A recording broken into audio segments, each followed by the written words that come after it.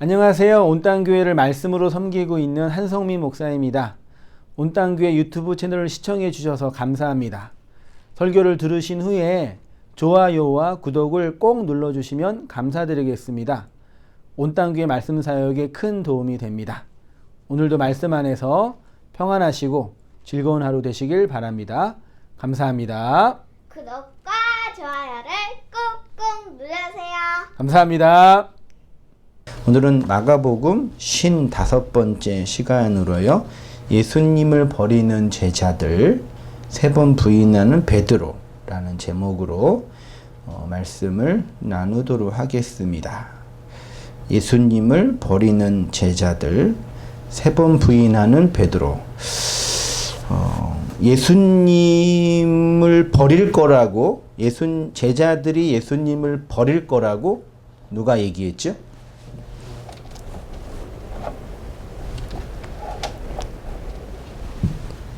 예수님이 너희가 나를 버릴 것이다 라고 얘기하셨잖아요. 그리고 베드로에게도 내가 나를 3번 부인할 거다 라고 예수님이 이제 예언, 미리 일어나지 않는 일을 미리 말씀하신 거죠. 이게 되게 이례적인 일인 거죠. 우리는 당연한 거라고 생각하는데 예수님 입장에서는 매우 이례적인, 예수님은 몇 시간 후에, 며칠 후에 일어날 일을 알고 계신 전능하신 하나님이시지만 의도적으로 그렇게 말씀한 적이 제가 알기로는 거의 없었어요. 근데 제자들이 예수님을 버리는 것과 베드로가 예수님을 부인하는 것을 미리 말씀하신 거죠. 이건 어떤 의미가 내포되어 있을까요? 이건 마치 그렇게 하겠다. 원고를 미리 줘가지고 답을 다 알고 계셔. 마치 예수님이 너희는 나를 부인해야 되는 거고 너는 나를 버려야 된다라는 뉘앙스가 내재되어 있지 않을까라는 추론을 해보게 됩니다. 제가 왜 이 말씀을 추론이라고 하는지 아시겠죠? 제가 알고 있는 어떤 주석도 어떤 성경 사전도 이렇게 얘기한 책이 없기 때문에 이게 옳고 그름의 이제 문제가 아니라 한번 예수님 입장에서 살펴본다면 저라면 예수님처럼 안 하고 내가 지금 정치 세력화된 이 종교 집단들에게 살해를 당할 것 같는데 그러면 제자들한테 어떻게 말하겠어요? 야, 얘네들이 나 죽일 것 같아. 니네들이 나를 어떻게 해야 돼? 지켜야지. 이게 정상적이지 않을까요? 리더나 오야붕이라면은. 근데 예수님은 그렇게 말씀하지 않으시고 너희가 나를 버리고 너희가 나를 넘어뜨릴 거다라고 말씀하시는 것처럼 보여요. 그렇게 본문을 읽다 보면은 성경 전체와 연결해서 본다면은 매우 중요한 복음적인 내용이 담겨져 있음을 또한 발견하게 되죠. 제가 그렇게 추론할 수 있었던 이유 중에 하나가 그 버리다 27절에 나를 버리리라라고 할 때 이 단어가 뭐라고요? 스칸 달리조라는 단어예요. 요거는 4624번에 있는 단어인데 기본적으로 실족하게 하다 혹은 넘어뜨리다 라는 뜻으로 사용됐어요. 예수님이 자주 실족하게 하다, 넘어지다 이런 말 많이 하셨죠. 그게 스칸달리죠. 그러니까 직역하면은 다 너희가 나로 실족하게 된다. 직역을 하면. 그리고 또 이제 부인하다가 뭐라고요? 아파르네오마이예요. 이거는 부정하다. 뭐 그렇게 번역할 수 있는 단어예요. 읽었듯이 27절에는요. 예수님이 제자들이 다 자신을 버릴 것이라고 말씀을 하셨는데 그 근거가 구약 성경에 이미 기록되어 있었지요. 여기 나를 버리리라 할 때의 버리다가 스칸달리조고요. 스칸달리조는 버리다라는 뜻으로 번역된 게 제가 찾아본 바로는 없었어요. 다 이게 뭐라고 번역됐냐면은 실족하다, 혹은 넘어지다, 혹은 배척하다. 특히 이제 이 단어의 목적격은 주로 누구예요? 세상이 성도를 넘어뜨리게 한다가 아니라 누가 성도를 넘어뜨리게 하는 것처럼 보여요? 예수님이 주격으로 내가 너희를 넘어뜨리게 한다. 말씀으로 말미암아 스칸달리조 한다. 예수로 말미암아 스칸달리조 한다라고 성경 성구사전에 주로 나와 있어요. 이 단어가요. 또 재미있는 것이 여기 이제 넘어지다 배척하다라는 스칸달리조가 미래 수동태로 되어 있으니까 그러니까 걸려 넘어지는 거죠. 쉽게 말하면요. 그러니까 아주 단순하게 그냥 딱 정리하면요. 나 때문에 너희가 걸려 넘어지게 될 거야. 그거를 이제 나를 버리리라라고 이제 번역을 한 거죠. 그러니까 예수로 말미암아 실족하게 되고 넘어지게 된다라는 얘기죠. 다시 번역하면 너희가 나로 말미암아 넘어지게 돼. 이 얘기예요. 맞죠? 네, 맞아요. 쉽게 말해서 예수님이 제자들을 걸려 넘어지게 하는 무슨 돌이요? 걸림돌. 이게 스칸달리조예요. 이는 예수님이 율법의 세상 안에 모든 인생 군상들이 뭐가 된다고요? 걸림돌이 된다라는 얘기죠. 그러니까 결론적으로 말하면 어떤 사람도 예수로 말미암아 걸려 넘어지지 않을 수 없는 거죠. 나는 너희의 걸림돌이 된다라는 얘기인 거죠. 그거를 전제로 얘기하시는 거예요. 이 문법적으로 원어적으로 보면은요. 마치 그거는 내가 너희를 걸려 넘어지게 하려고 이 땅에 온 거야. 이해되시죠, 이거? 네. 그 다음에 이제 부인하다라는 단어가 아파르네오마이라는 단어라고 되어 있대요. 베드로는 그렇게 말씀하는 예수님께 야 너희가 나를 버릴 거야. 다시 말해 너희가 나 때문에 걸려 넘어질 거야. 그러니까 베드로가 뭐라 그래요? 다른 사람은 다 걸려 넘어질지라도 나는 넘어지지 않아요. 그 얘기한 거예요. 그거를 이제 버리다라는 그 부인하다라는 단어로 번역을 한 거죠. 자, 자신은 그렇지 않을 것이라고 다짐을 합니다. 베드로의 다짐을 들으신 예수님은 30절에 내가 오늘 이 밤 닭이 2번 울기 전에 몇 번이요? 3번 부인할 것이라. 아파르네오마이 할 것이다. 몇 번 부인한다고요? 3번 부인할 것이다 라고 미리 말씀하시는 거죠. 네가 나 때문에 걸려 넘어지지 않는다고? 네 목숨을 바쳐서 나를 지킬 수 있을 거라고? 아니야. 너는 나를 부인할 거야. 걸려 넘어져서 부인할 거야. 3번 부인하게 될 거야. 곧 있으면. 그 말씀을 하신 거예요. 이 말씀을 들은 베드로는 31절에 내가 주와 함께 죽을지언정 주를 부인하지 않겠습니다. 라고 그 본문에는 맹세를 해버렸죠. 구약 성경에서 맹세는 누구만 하는 거예요? 하나님만 하는 거죠. 인간은 맹세를 할 수도 없고 한 거를 지킬 수도 없잖아요. 이렇게 66절은 31절과 이어지는 내용으로 되어 있습니다. 자, 우리가 여기에서 이제 이 페이지입니다. 중요하게 볼 단어가 스칸달리조와 아파르네오마이라는 단어예요. 말씀드렸듯이 스칸달리조는 수동태로 되어 있어요. 그러니까 제자들이 능동적으로 예수를 버리는 게 아니라 제자들이 능동적으로 예수에게 걸려 넘어지는 게 아니라 어떤 거대한 힘에 의해서 걸려 넘어지게 되는 거고 버린 거란 얘기죠. 문법적으로 보면 아파르네오마이는 중간 디포넌트로 되어 있는데 이게 그 헬라어랑 그 라틴어 문법에만 있는 표현인데요. 쉽게 말하면은요. 동작의 영향을 받은 상태. 그러니까 겉으로는 능동태지만 내용은 수동태적인 표현을 쓸 때 많이 사용돼요. 그러니까 너희가 나를 이제 부인한다라고 할 때는 그 부인은 누가 하는 거예요? 베드로가 하는 거죠. 근데 어떤 힘에 의해서 부인하게 되어지는 거죠. 내용적으로 보면은요. 제자들은 예수님에 의해서 걸려 넘어지게 되고 베드로는 예수님을 부인하게 된다라는 말씀입니다. 그리고 이 말씀을 예수님이 직접 제자들과 베드로에게 말씀을 하신 거예요. 여기까지는 뭐 전제 다 이해되시죠? 예. 네. 일반적인 우리가 이해하는 보편적인 주석이나 성경 해석에서는 이렇게 보지 않기 때문에 좀 그런 두려움이 있긴 있어요. 일반적인 상식에서 예수님의 이러한 말씀은 정상적이지 않지요. 생각해 보세요. 예수님은 당신이 살해당할 것을 미리 알고 계셨죠.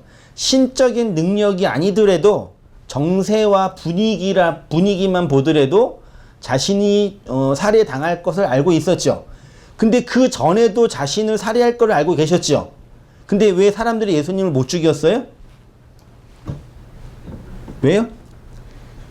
예수를 따르는 수많은 사람들 군중들, 쉽게 말하는 힘이 있었기 때문에 못 죽인 거예요. 물론 하나님의 뜻이라는 그 얘기가 아니라 인간적으로 정치적으로 볼 때 그 세력들이 예수를 건들지 못했던 것들은 예수에게 뭐가 있기 때문에? 힘이 있었기 때문이에요. 그렇죠? 그 지금도 예수님을 따르는 수많은 군중들이 있었고 바로 며칠 전에 예루살렘 입성할 때 수많은 군중들이 예수님을 왕으로 만들어 버렸잖아요. 여전히 힘이 있었단 말이죠.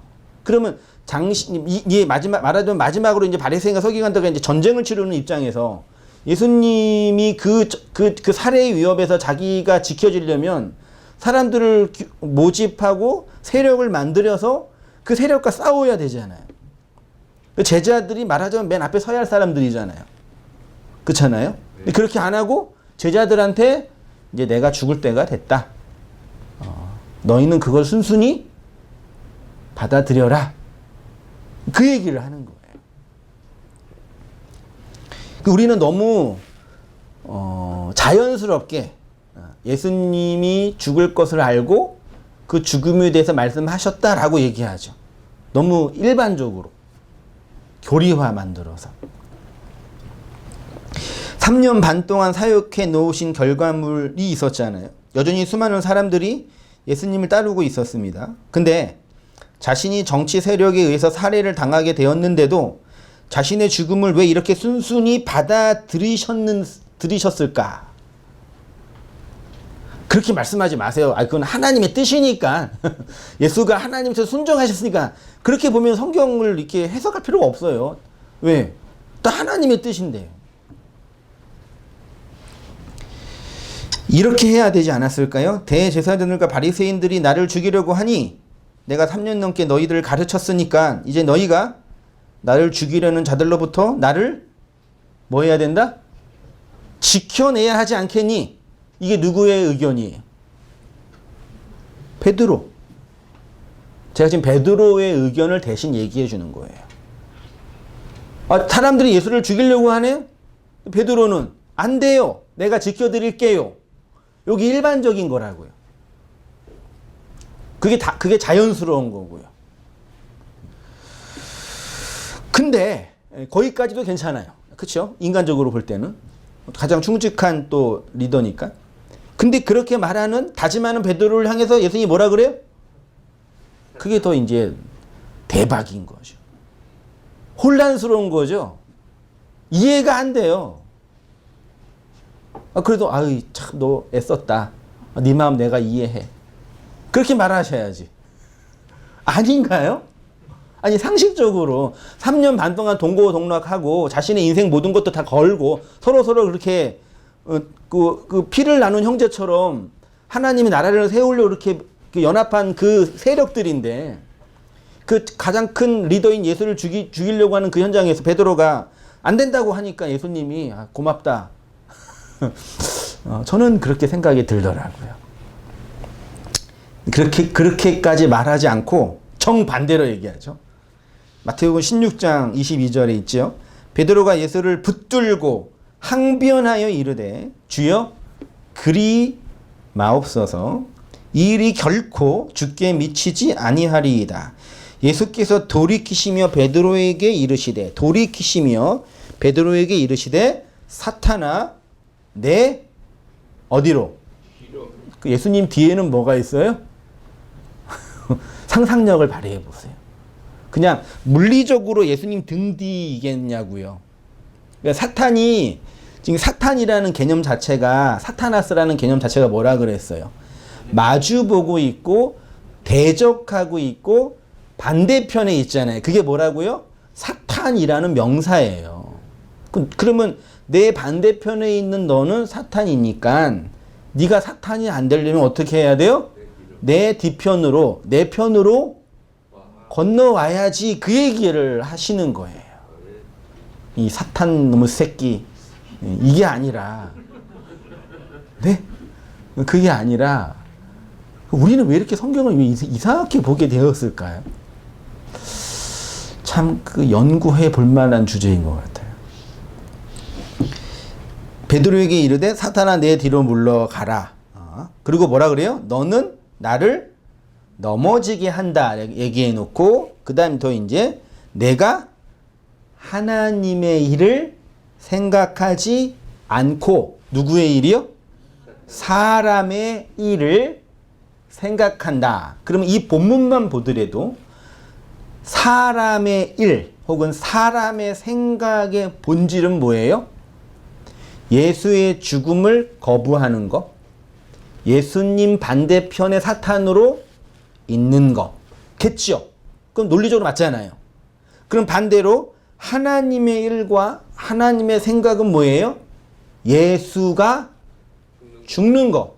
그리고 우리가 베드로가 예수 편으로 예수 뒤로 건너가는 거. 그게 사람의 일이고 하나님의 일이고 하나님의 생각인 거죠. 정리됐죠? 간단하죠, 이거는요. 예. 예수님의 스타우로스를 막는 것이 사탄이고 사람의 일이고 사람의 생각이래요. 반대로 예수님의 십자가의 죽음이 하나님의 일이고 하나님의 생각인 거죠. 그러면 제자들의 예수님을 스칸달리조 하는 것과 베드로가 예수님을 아파르네우마이 하는 것은 그 본질이 뭐겠어요? 그렇죠. 제자들이 예수님에 의해서 걸려 넘어지는 것이고 그 예수를 뭐 하는 거라고요? 부인하는 거란 말이에요.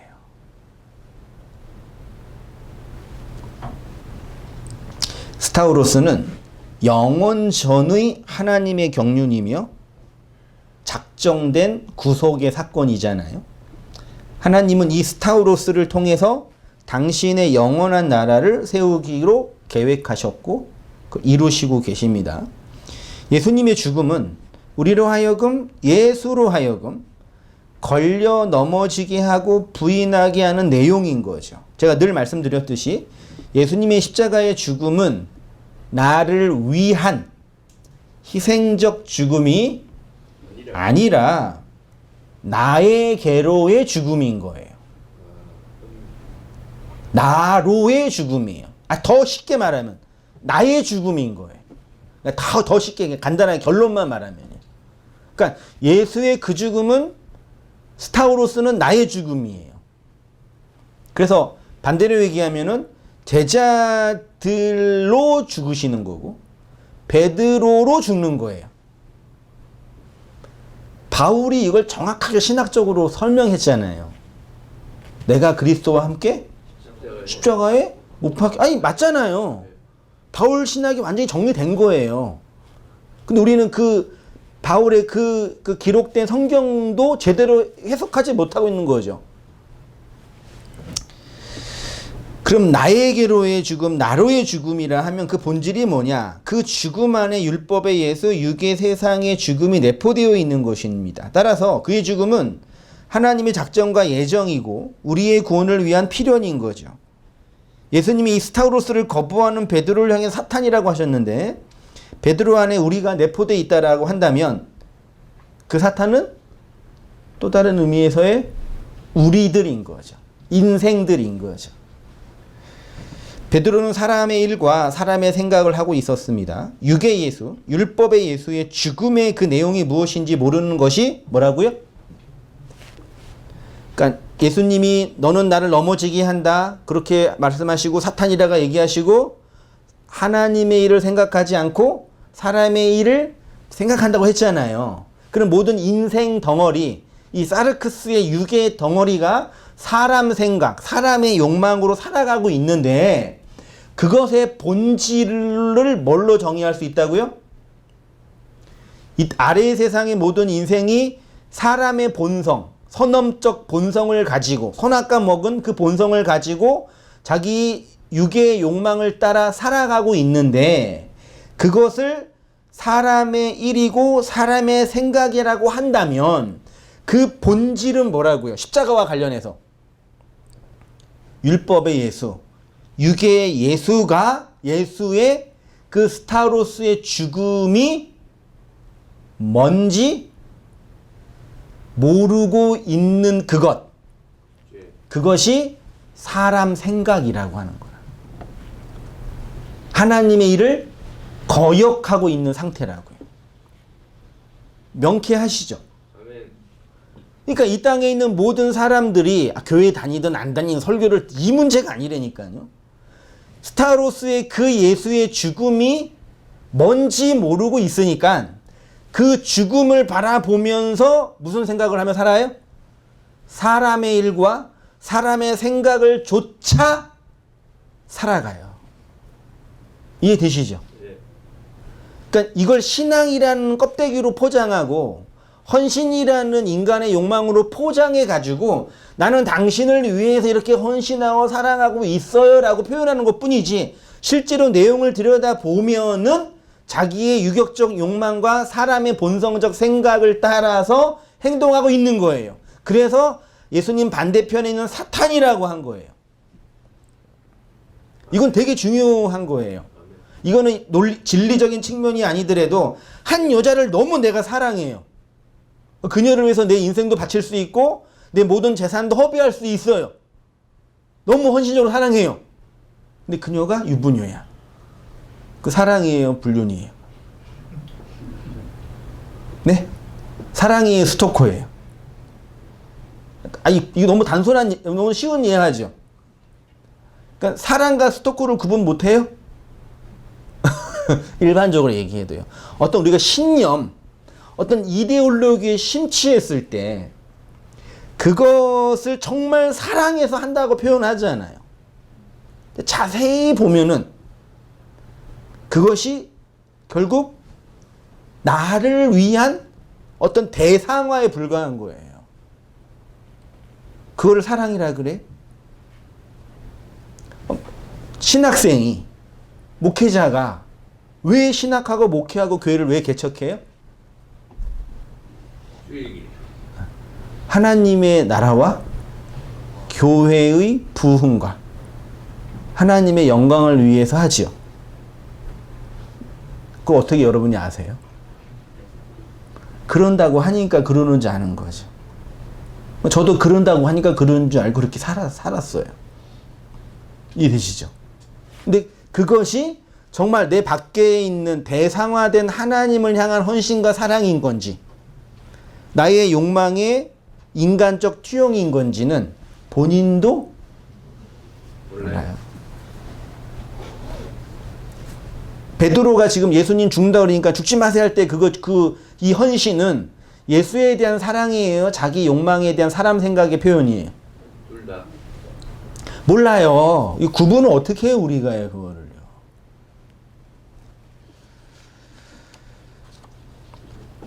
육의 예수, 율법의 예수의 그 죽음의 내용이 뭔지 모르면 열심히 살아도 사람의 욕망과 사람의 생각으로 사는 거라니까요. 열심히 살아도, 최선을 다해도, 헌신을 해도, 노력을 해도요. 잠깐 다른 얘기 해볼게요. 요한복음 4장 14절 이하 보세요. 내가 주는 물을 마시는 자는 영원히 목마르지 아니하리니 내가 주는 물은 그 속에서 영생하도록 솟아나는 샘물이 되리라. 여자가 이르되 주여 그런 물을 내게 주사 목마르지도 않고 또 여기 물 길으러 오지도 않게 하옵소서. 이르시되 가서 내 남편을 불러오라. 여자가 대답하여 이르되 나는 남편이 없나이다. 예수께서 이르시되 내가 남편이 없다는 말이 옳도다. 너에게 남편 5이 있었고 지금 있는 자도 내 남편이 아니니 내 말이 참되. 이게 뭔 말인지 이해 되세요? 여러분 이게 요한복음인지도 모르고 그냥 어떤 문맥에 대한 이해가 없어 딱 읽어보면 이게 말이 이게 뭐예요? 앞뒤 답변을 보면 이게 정리가 안 되잖아요 진짜 솔직히요. 어떤 내용인지 아시죠? 수가성 여인에게 난 12시 가장 더울 때 물을 마시려고 이제 한 여인과 이야기하는 그 내용을 이제 요한이 기록한 거예요. 요한복음 4장에 가면 예수님이 우물가에 성경에서의 우물가에선 주로 누구를 만나요? 여자가 남편을 만나요. 주로 상징적인 얘기예요, 진짜요. 물을 구하는 거죠. 여자가 남편에게 물을 구하는 거예요. 물 이야기를 하다가 물 이야기 하다가 갑자기 누구 이야기로 바뀌어요? 남편 이야기로 바뀌네요. 예수님이 그녀에게 남편을 불러오라고 하니까 그녀는 남편이 없다라고 얘기를 했습니다. 그러면서 이해할 수 없는 말을 하셨죠. 18절에 너에게 남편 몇이요? 5이 있었는데 지금 있는 남편도 네 남편이 아니다. 지금 남편이 있다는 얘기 없다는 얘기예요. 있긴 있는데 잘 들어보세요. 있긴 있는데 그것도 남편이 아니라는 얘기죠. 남자. 그러니까 이제 여기에서 예수님이 말하는 남편은 육체적 의미의 물리적 의미의 남편 남자가 아닌 거죠. 서로 다른 얘기를 하고 있는 거예요. 지금 완전히 딴 얘기예요. 예? 완전히 다른 얘기라니까요. 물을 달라 그러니까 정말 되게 당황스러워요. 물 좀 주세요 그러니까 물 주려니까 나는 너한테 영원히 목마르지 않는 물 줄 수 있는 사람이야 그러니까 여자가 황당해가지고 그런 게 있냐고 나 좀 달라 그러니까 남편 있지 너 그 얘기하는 거라. 뭐예요 이게 성경이. 근데 내용으로 보고 상징으로 보면 다 이해돼요 사실은. 그리고 마지막에 지금 18절에 뭐라고 돼 있냐면은 18절에 뭐라고 돼 있었냐면요. 너에게 남편 5이 있었고 지금 있는 자도 내 남편이 아니다 그랬죠. 그러면 지금 있는 자는 누구예요? 집에 가면 여자와 동거하는 남자가 아니라 지금 있는 네 앞에 있는 나도 네 남편이 아니다라는 얘기예요. 우물가의 여인은 당연히 교회를 상징하고 그 교회에게 남편 5, 즉 모세오경으로 상징되는 구약의 말씀이 주어졌어요. 그 5 남편은 여인에게 진짜 생명, 진짜 물 줘요 못 줘요? 못 줘요. 그리고 그 남편의 대표로 누가 있는 거예요? 육의 예수가 딱 있는 거예요. 그러니까 이 우물가의 이 이야기는요. 창세기부터 지금 말라기까지 구약의 모든 내용을 압축해서 그림으로 그리는 거예요. 구약의 성도들은 다 남편 5, 하나님이 주신 말씀 5의 말씀이 있었는데 그 5의 말씀도 진짜 그녀에게 생명의 물을 줄 수 있는 남편이 아닌 거라. 그걸 뭘로 확인한다고요? 지금 눈에 보이고 있는 육의 예수로 확인하는 거라고요. 그러나 그 남편 5는 그녀에게 영원히 목마르지 않는 물을 줄 수 없었어요. 그러면 지금 예수님이 있는 자라고 하는 그 남자는 누구라고요? 예수님 자신이에요. 나도 너한테 영원히 목마르지 않는 물 줘요 못 줘요?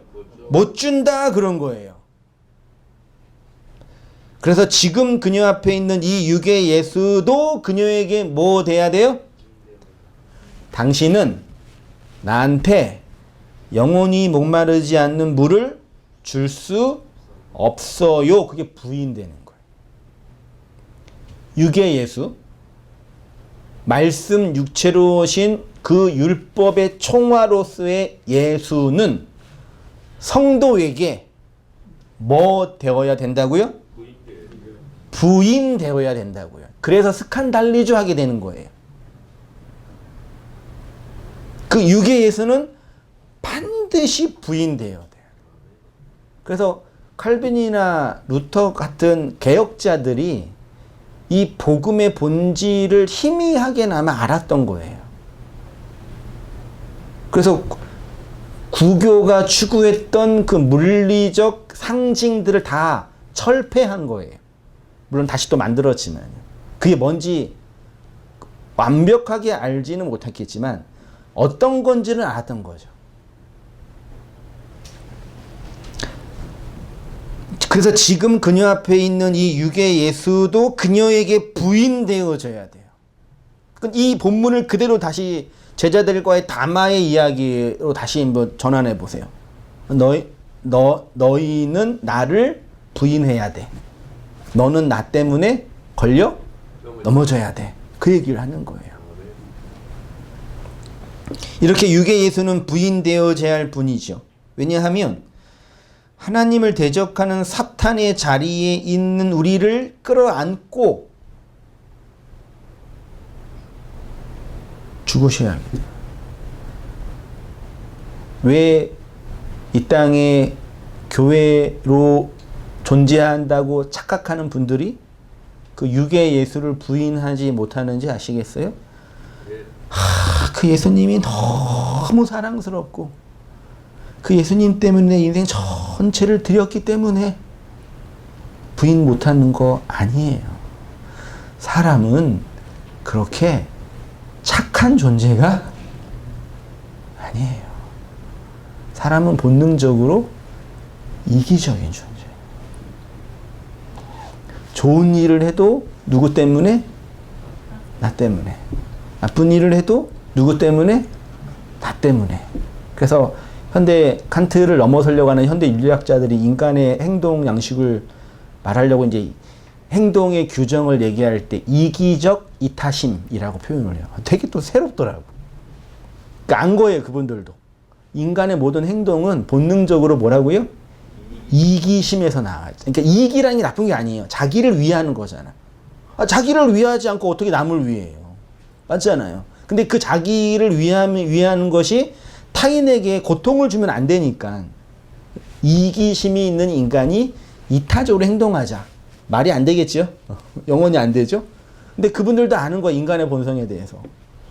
아니, 모든 인류 문명이 인간사가 인간은 절대로 선할 수 없고 모든 행동 양식은 이기성인데 어떻게 예수님을 위해서 이타적으로 살 수 있겠냐고요. 이 목사님 아직 신앙이 깊지 않아서 그래요. 아직 목사님 아직 안 돼서 그런 거예요. 그렇게 말할 수 있을지도 모르겠지만 제가 여태까지 본 바로는, 공부한 바로는, 경험한 바로는 인간은 그렇게 만들어진 존재가 아니에요. 특히 육을 가지고 있는 이상은. 왜요? 육이라는 이 사르크스의 존재 자체가 고통이 오면 어떻게 해요? 그 통증 반대편으로 가는 게 본능이라니까요. 통증을 거부하는 게 인간의 본능이에요. 왜 거부해요? 자기를 지켜야 되니까. 목사님, 그게 자유신학하고 좀 일맥상통한 게 있습니까? 자유신학이랑요? 자유신학은 인간의 본성을 좀 다. 슈바이트 같은 사람이 네. 뭐 예수, 슈바이처는 인간을 선하게 봤죠. 오히려. 뭐 예수는 선지자다, 뭐 좋은 분이다, 네. 뭐 훌륭하신 분이다. 또 우리가 그런 예수를 편안하게 한 슈바이트라든지 이런 오히려 신학이 자유주의 신학은 그 예수를 더 우상화한 거죠. 사실은 율법보다 더 우상화한 거죠. 그러니까 사실 자유주의 신앙이랑 금욕주의 신앙은 사실 뒤에서 만나요. 네. 다시 오셔서 아무튼 그래야 영원히 목마르지 않는 진짜 물을 주는 남편이 온다는 거죠. 부인되어져야지.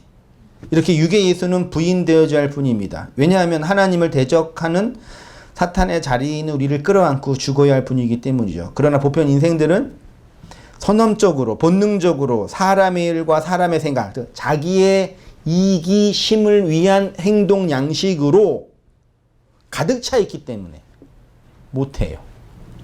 그래서 예수님이 하나님을 대적하는 뭐라 그런다고요? 사타나스, 사타나 그런 거예요. 요한복음 4장에 여자와 예수님이 등장하죠. 여자, 물, 예수가 등장하죠.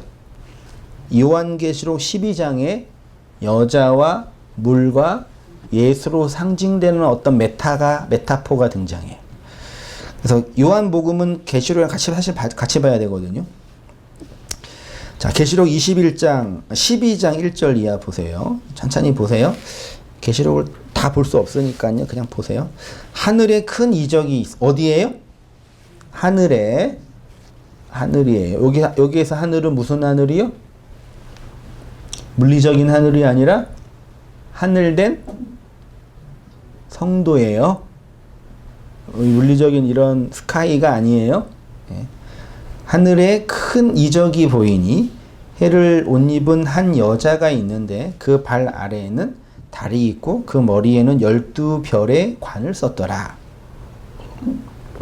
이 여자가 아이를 베어 해산하게 되매 아파서 애를 쓰며 부르짖더니 하늘에 또 다른 이적이 보이니 보라 한 큰 붉은 용이 있어 머리가 7이요 뿔이 10이라 여러 머리에 7 왕관이 있는데 그 꼬리가 하늘의 별 3분의 1을 끌어다가 땅에 던지더라. 용이 해산하려는 여자 앞에서 그가 해산하면 그 아이를 삼키고자 하더니 요한계시록 이건 다 상징이에요. 이거는 다 알레고리로 봐야 돼요. 여자가 아들을 낳으니 이는 장차 철장으로 만국을 다스릴 남자라.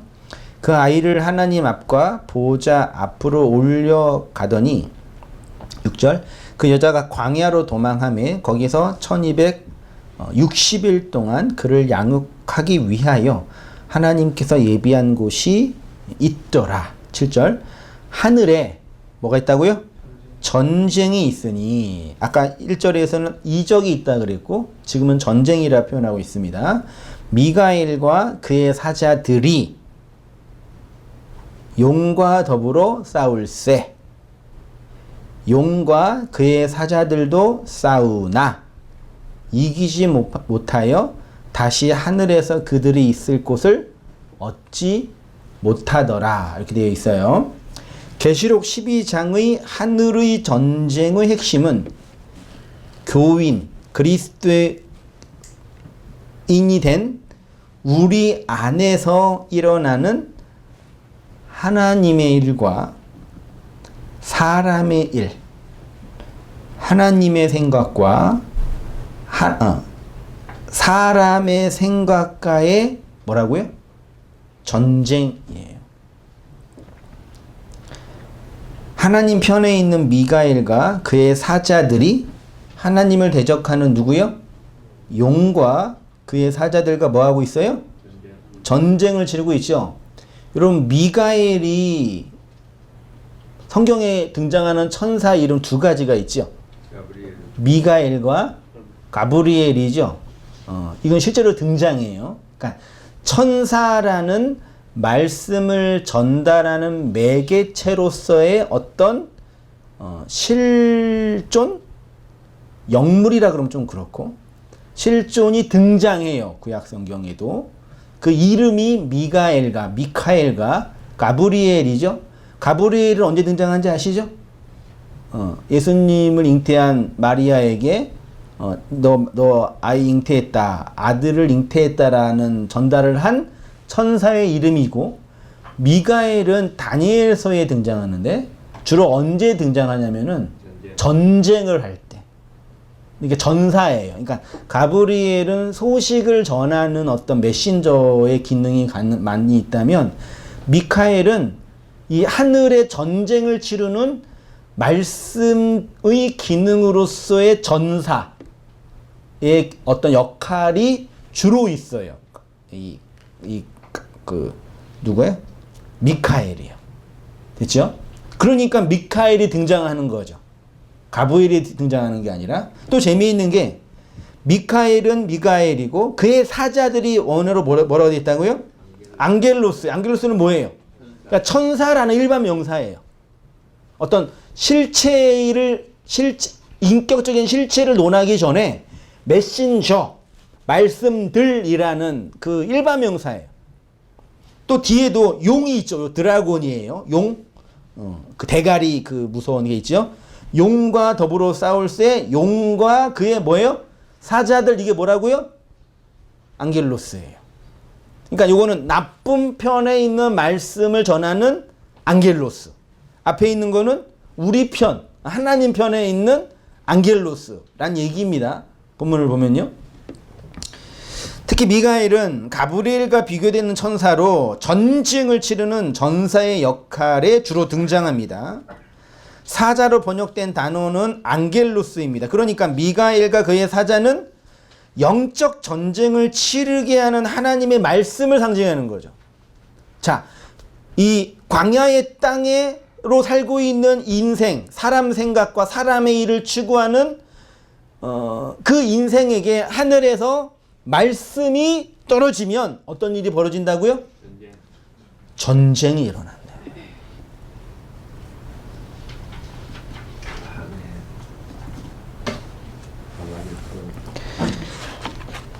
용과 그의 사자들의 그 전쟁의 대상, 다시 말해서 사람의 일과 사람의 생각으로 가득 차 있는 모든 인생 군상들의 내적 상태, 뭘 받은?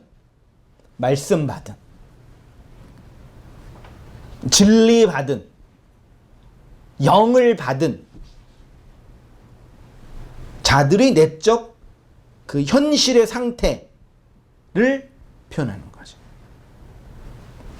이렇게 진리의 말씀이 선포되면 그 말씀이 곧 전사의 말씀이기 때문에 하늘의 전쟁, 다시 말해서 우리 안에 본능처럼 살아 움직이는 사람의 일과 사람의 생각으로 가득한 그 나와 전쟁을 치르는 거예요.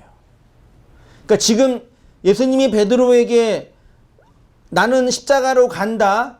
근데 너희는 나를 부인해. 나로 넘어지게 될 거야. 이 이야기는 계시록으로 다시 번역을 하면 이제 진리에 의한 전쟁이 비로소 시작될 거야라는 그 뭐예요? 선빵을 날리는 거예요. 선빵이라는 단어가 좀 그러죠. 선전포고. 목사가 좀 점잖아야 되는데 그러지를 못해. 제일 부러워요. 저는 그런 목사님들. 점잖게 선비처럼 말씀 잘 하시는 분. 부럽기보다는 놀랍죠. 부러워하지는 않죠, 사실은. 그 전쟁을 이제 나중에 이제 아마겟돈이라는 장소로 상징을 하고요. 그래서 이 전쟁의 마지막이 언제 이제 끝나요? 계시록에 보면은 7 대접. 왜냐면 7 나팔, 7 대접이잖아요. 7 대접이 다, 그러니까 7 언약의 말씀이 다 부어지면 이 전쟁이 끝나. 그럼 전쟁이 끝나면 어떤 일이 이루어져요? 전쟁하는 두 대상이 싸우잖아요. 그럼 이게 끝나려면 어떻게 돼? 반드시 한 놈이 죽어야 되잖아요. 누가 죽어요? 바벨론이 무너지죠. 그래서 17장, 18장에 바벨론이 무너지는 이야기가 나오고 19장, 20장에 어린 양의 잔치 하늘의 성소가 내려오는 이야기로 계시록이 마치는. 그래서 계시록을 천천히 보면은 정말 아름답고 놀라운 우리의 역사와 인생 속에서 경험되는 말씀들이에요. 읽으면 읽을수록요. 앞으로 먼 미래에 우리가 알지 못한 어떤 일에 벌어질 어떤 그런 묵시론적인 이야기가 아니라 지극히 우리의 현실 안에 내가 지금 이 인생의 육체로 먹고 사는 물 때문에 걱정하는 이 인생의 육체 안에서 벌어지고 있는 말씀은 전쟁에 관한 현실이니까요.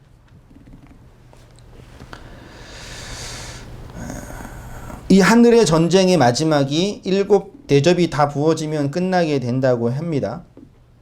그 내용이 계시록 16장에 기록되어 있고요. 7의 말씀이 선포되고 7 언약이 실현되면 하나님의 안식이 완성이 되는데 그 안식은 뭐가 무너지는 걸로요? 바벨론이 무너지는 것으로 표현되고 있는 거죠. 이 바벨론이 바벨론이 뭐예요? 뭘 상징하는 거예요? 바벨탑. 그러니까 쉽게 말하면 이 세상에 있는 교회가 다 바벨론 교회라 그래. 어떤 분이 그렇게 얘기하는. 그러니까 우리가 어떻게 해야 되냐면 이 세상에 있는 교회가 다 무슨 교회이기 때문에 바벨론화된 교회이기 때문에 어떻게 해야 돼? 거기에서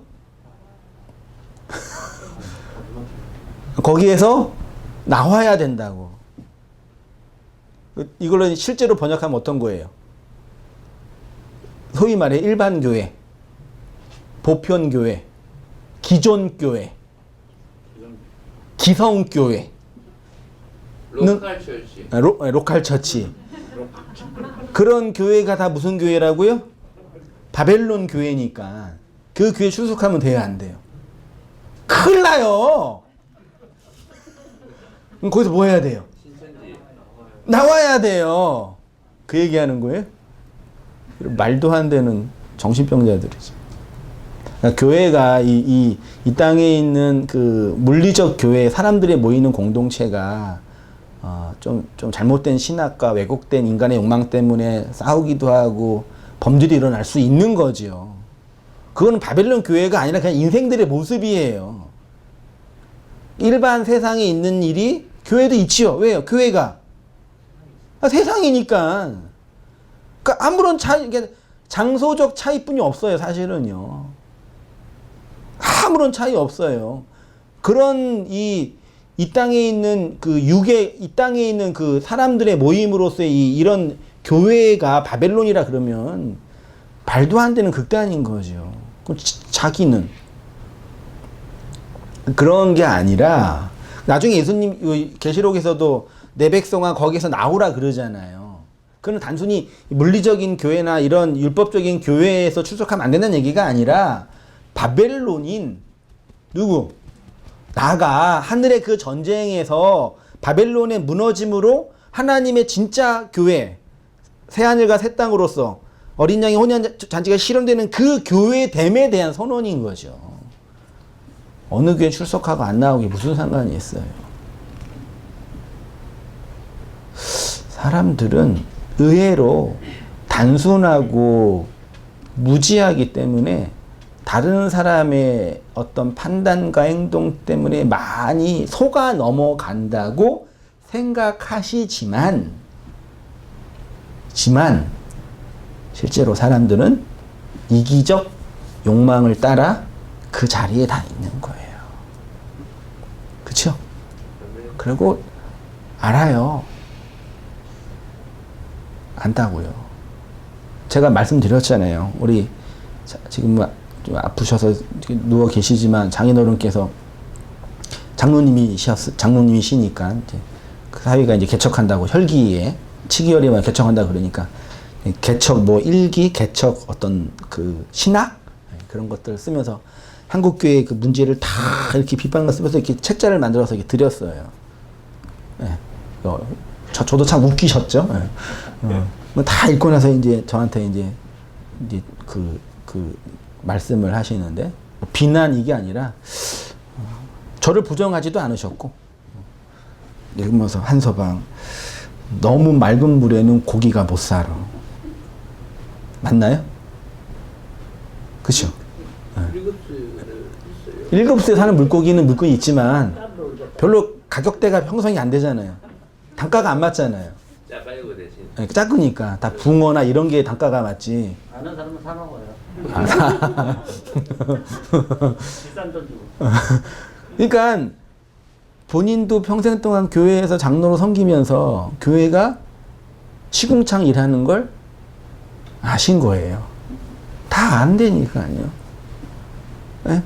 다 이게 적당히 서로 속아 먹이면서 같이 사는 거예요, 세상은. 그거는 깨부셔야 돼. 그러지 마세요. 어차피 그런 거 안 무너져요. 우리의 말이나 우리의 얘기 때 세상은 변하지 않아요. 도저히 흘러가는 어떤 세력, 거대한 힘이 있을 뿐이에요. 다만 우리 살려면 거기 좀 맞춰 가야 될 뿐이죠. 여러분, 우리 이 예배 있잖아요. 이제 우리가 1년 지나고 2년 지나도요, 이제 성도들 빠글빠글 모여서 예배 드리는 거 할 수 있을 것 같아요? 못해요. 코로나가 없어졌기 때문에 못해요. 이해되시나?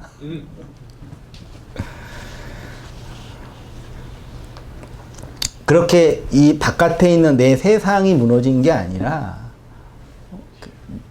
나 선악의 판단으로 사람 생각으로 가득한 이 용머리로 살고 있는, 그쵸? 용은 하늘로 올라가고 싶은 가장 영불한 동물이잖아요. 그 용머리로 살고 있는 나의 무너짐인 거예요. 그거 못 보고 맨날 뭐 교회가 어떻고 신학이 어떻고 맨날 얘기해요. 다른 사람 다리 긁는 얘기뿐이 안 돼요. 그런 상태에서는요, 하나님의 일곱의 언약이 부어지는 일이 일어날 수 없어요. 일곱 날이 완성돼야 안식이라는 다음 날 안식 8일이 오는 거잖아요. 그리고 17장과 18장에 하나님을 대적하는 강력한 악의 세력으로서의 바벨론, 곧 나가 무너지는 걸 표현하고 있죠. 16장 보세요. 내가 또 내가 들으니 성전에서 큰 음성이 나서 일곱 천사에게 말하되 너희가 가서 하나님의 진노의 일곱 대접을 땅에 쏟으라. 일곱 대접 맞아 쏟는 거예요. 내가 보면 개구리 같은 새 더러운 영이 있는데 용의 입과 짐승의 입과 거짓 선지자의 입에서 나오니 그들은 귀신의 영이라 이적을 행하여 온 천하 왕들에게 가서 하나님 곧 전능하신 이의 큰 날에 있을 전쟁을 위하여 그들을 모으더라. 하늘의 전쟁은 이렇게 우리 안에 있는 하나님을 대적하는 사탄의 일, 다시 말해 사람의 일과 사람의 생각과의 전쟁이에요. 계시록은 그 사람의 생각을 개구리 같은 더러운 영, 다시 말해서 용의 입, 짐승의 입, 거짓 선지자의 입으로 표현하고 있습니다. 용의 입은 용의 머리로 살고 있는 그 모습, 용은 하나님의 자리에 올라가겠다는 인간의 탐욕. 짐승은, 성경의 짐승은 뭐 없는 짐승이라 그래요? 이성 없는 짐승이라 그러거든요. 그때 그 이성은 논리학이나 철학에서 말하는 논리적 분석이 아니라 하나님을 알지 못하는 것으로서 이성 없음이에요. 그러니까 짐승은 하나님의 존재와 사역을 알려고 하지 않는 그 무지. 무지는 죄라 그랬어요, 성경이요. 그 무지, 하나님을 알지 못하는 그 무지, 비이성적, 비신앙적, 불신앙의 그 상태를 짐승이라고 표현하고, 거짓 선지자는 그시요, 하나님을 자기 멋대로 해석해내는, 자기의 이기심의 욕망으로 해석해낸 그 하나님을 따라 살아가는 것. 이러한 것이 모두 하나님을 대적하는 사람의 일, 사람의 생각이라고 하는 거예요. 그래서 어떻게 하는 거예요? 그 사람의 일과 사람의 생각을 가득한 나를 예수가 나로 영으로 나오신 거죠. 그러므로 이제 그리스도 예수 안에 있는 자에게는 결코 뭐가 없나니? 이게 카타크리마의 형벌이 없나니 이는 그리스도 예수 안에 있는 생명의 성령의 법이 영이 죄와 사망의 법에서 너를 해방하였습니다.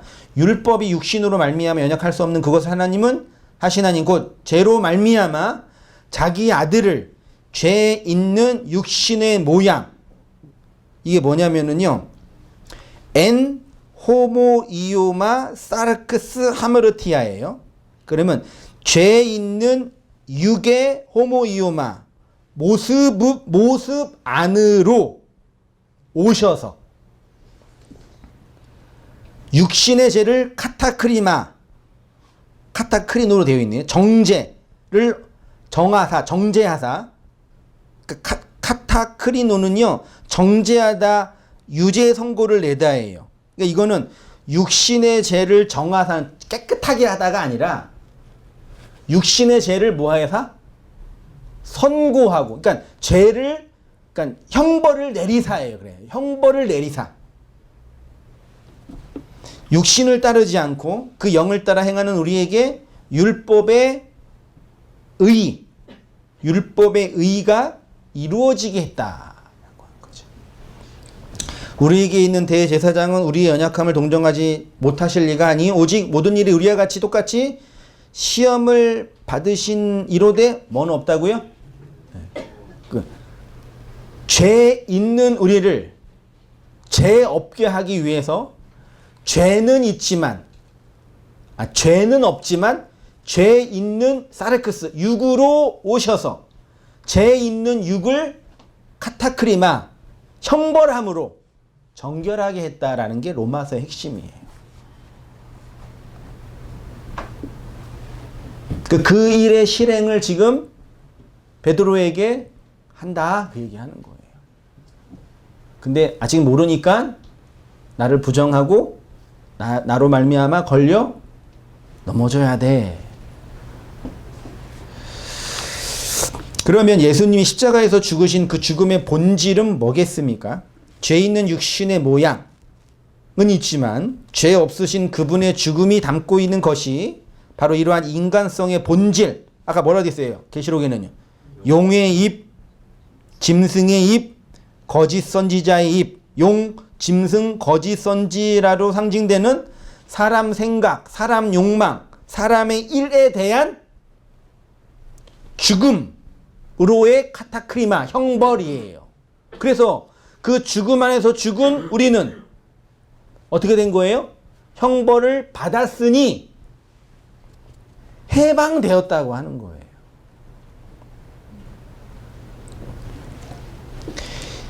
이렇게 너희 안에서 너희로 죽겠다라는 것이 스타우로스예요. 그래서 바울은 그리스도 예수 안에 있는 자에게는 결코 정죄함이 없다, 카타크리미가 없다라고 선언한 거죠.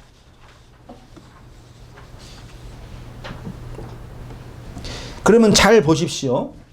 예수님이 이 모든 인간 군상들의 죄와 악으로 죽으셨는데 인간 편에서는 그 예수가 너로 있으면 나의 뭐예요? 사탄인 거잖아요. 그러니까 나가 있고 너가 있잖아요.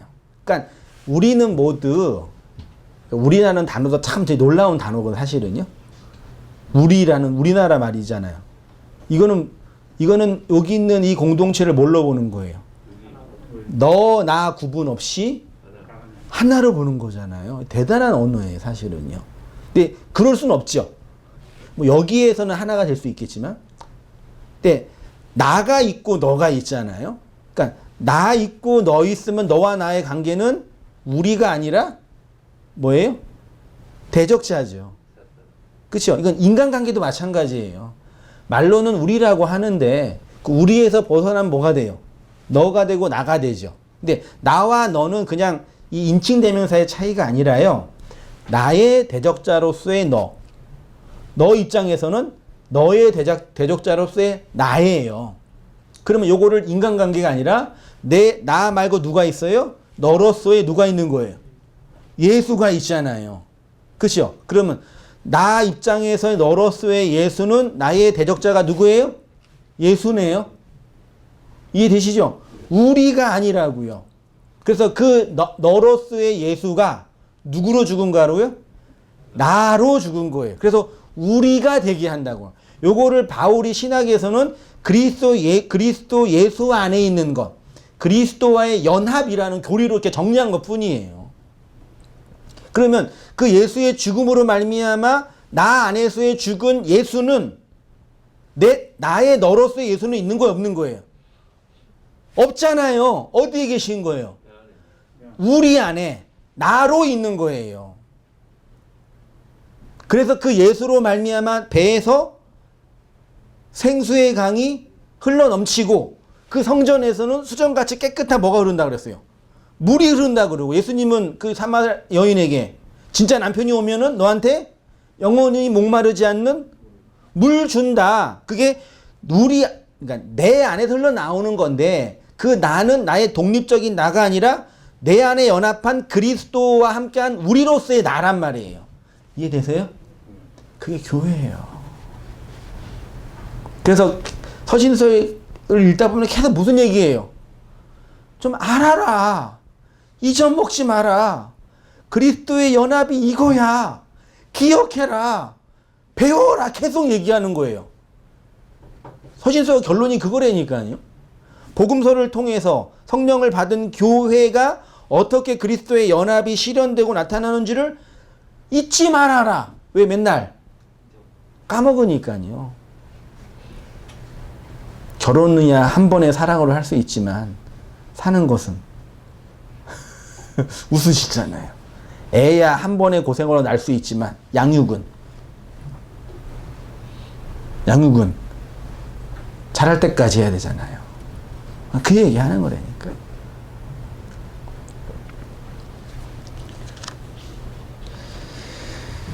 이것이 예수님이 스타로서의 가장 중요한 효과예요. 줄친 거 다시 볼게요. 그런데 그 예수님이 내 안에서 죽으셨습니다. 너가 아니라 나로 죽었어요. 그러면 너로서의 그 예수가 나에게 있는 거예요, 없는 거예요? 없는 거잖아요. 그 말은 더 이상 내가 하나님과 예수님과 뭐가 안 된다? 대적자가 아니다. 이 그림을 구약 성전과 성막에서 제사를 지내면서 맨날 가르쳐 주셨어요, 하나님이요. 맨날. 죽어서 들어와서 거기 시온자의 은총을 보고 하나님과 나가는 거. 그게 제사, 제도의 방식이었다니까요. 못 알아먹으니까 유괴 예수, 말하는 성전을 보내고 그 예수를 죽이고 그 영을 받은 사도들이 다시 얘기하고 그게 똑같다니까요. 저는 이렇게 성경을 보면 볼수록 어떻게 이렇게 일치 똑같이 연결되는지 모르겠다니까요. 다 똑같은 얘기예요, 진짜요. 조금 이렇게 모양 바꾸고 형태 바꾸고 내용은 다 똑같아요. 근데 누가 변해요? 내가 변하잖아요. 왜요? 내가 이 역사 안에 시공간 율법 안에 뭐하고 있기 때문에 흘러가고 있기 때문에. 그 전에 맨 처음에 교회 개척하고 사람이 한 번도 없었을 때 사람들 한 명, 두 명 오면 마음이 어떻겠어요? 그 기쁨은 말로 못해요. 근데 꼭 그 말씀 은혜 받는 분들이 오잖아요. 그러면 이런 목사님 안 계시다. 내가 영원히 목사님과 함께 하겠다고. 여기에서 뼈를 묻겠다. 뭐 그렇게 표현한 건 아니고 제가 해석을 한 거죠. 이기적으로. 그런 이제 취지로 다 얘기를 하시죠. 근데 이제 1년, 2년, 3년 지나다 어떻게 돼요? 이제 그냥 어떤 뭐 어쩔 수 없는 그 현실 때문에 떠나는 거야. 그럴 수 있지만 이제 목사님이 변했다. 신학이 다르다. 뭐 이런 식으로 해서 많은 분들이 있었거든요. 이게 엄청 충격이었어요, 저는. 그래서 다시 저를 돌아보면서 하나님, 내가 정말 변한 건가요? 내가 정말 이렇게 초심을 잃은 진짜 진지하게 고민해 봤어요. 근데 하나님 말씀해 주시진 않았는데 인생을 살다 보니까 사람 그럴 수밖에 없어요.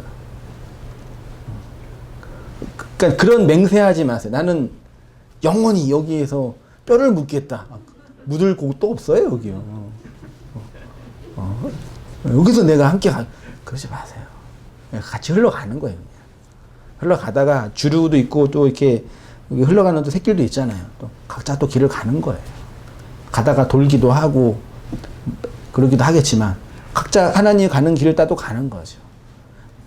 왜 그럴 수밖에 없는지를 알게 되니까 이해가 되더라고요. 그게 진실, 비진실, 거짓말, 참말, 옳고 그름의 문제가 아니에요.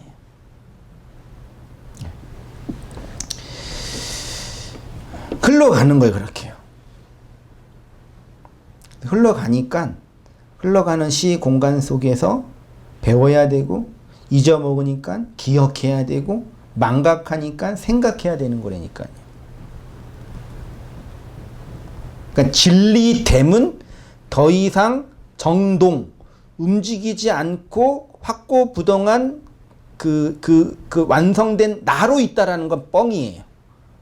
또 이상한 말씀. 거짓말이에요. 왜요? 인간은 그렇게 움직이지 않고 딱 정하게 있을 수 있는 존재가 아니라니까요. 그게 죄다, 나쁘다가 아니에요.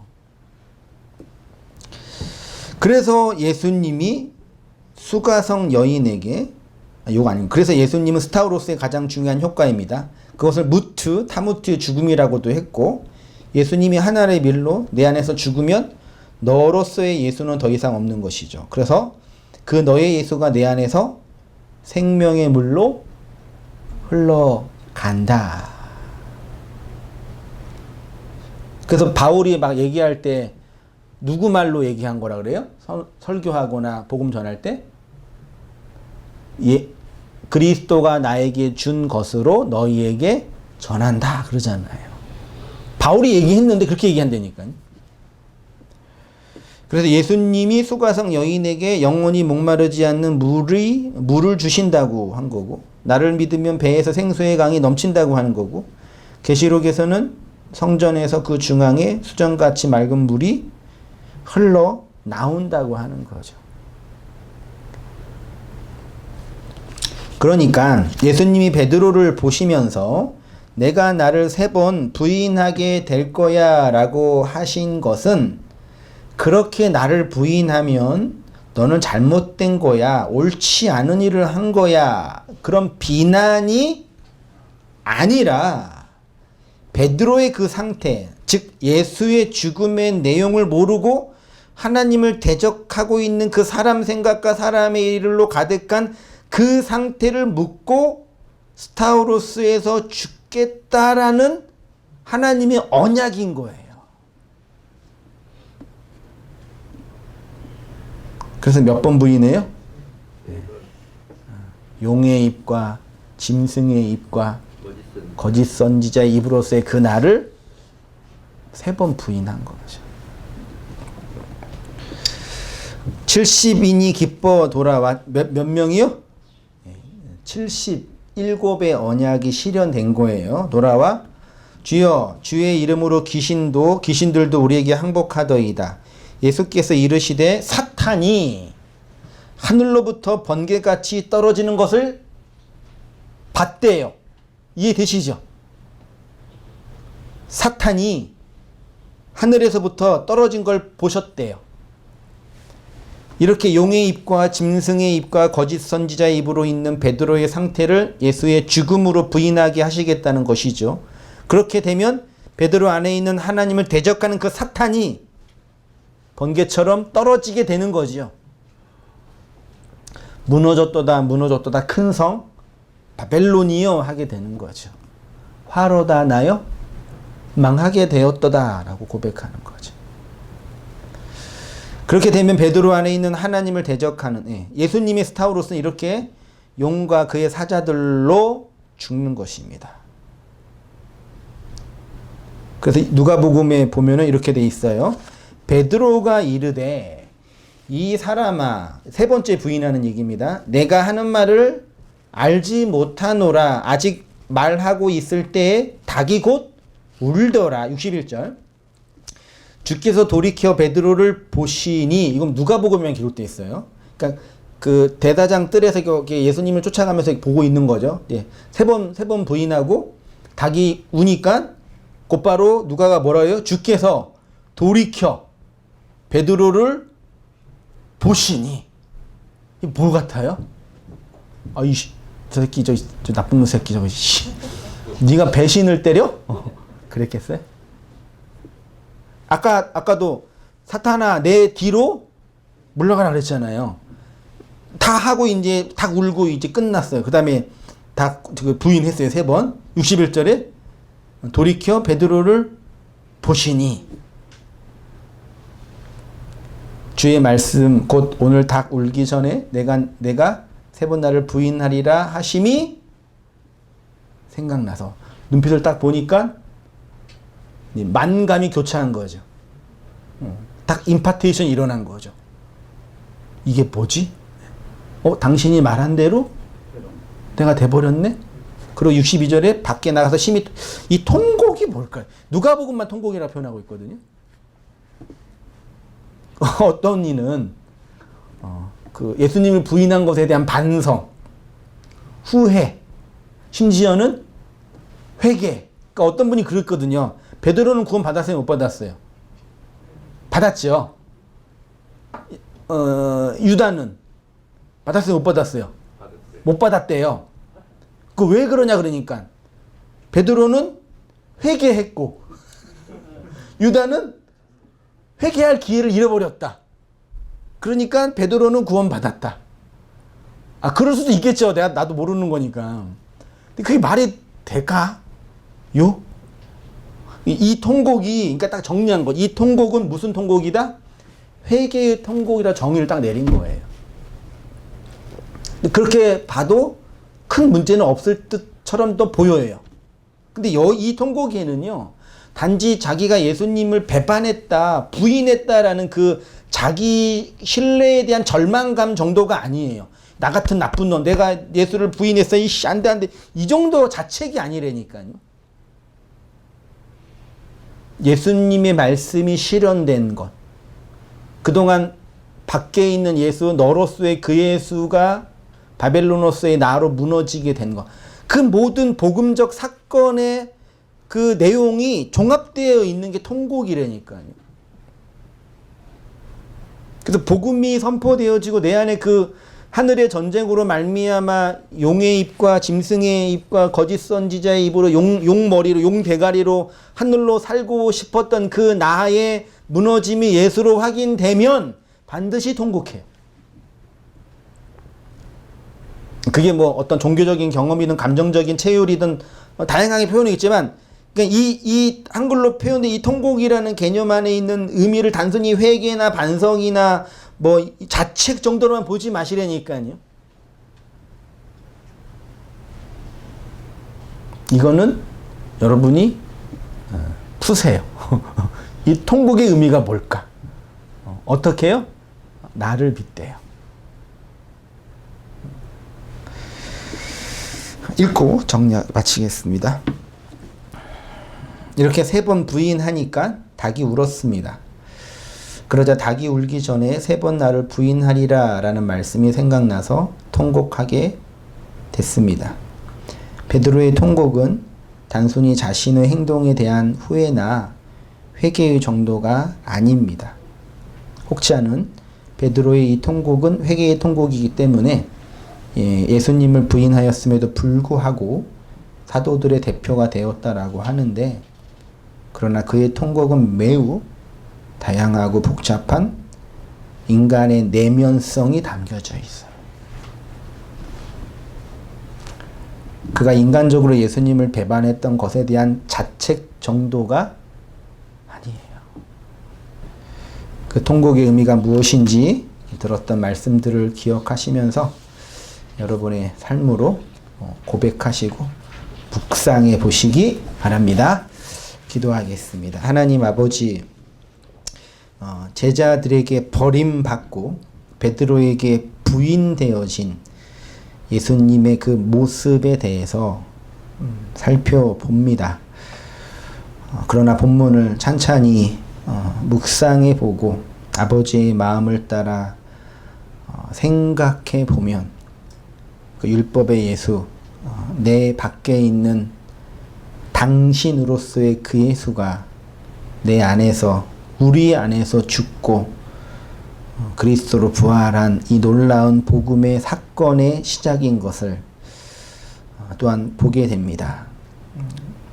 그 예수의 죽음 스타우로스 안에서 우리가 어떻게 넘어지게 되고 부인되어졌는지를 보게 하시고,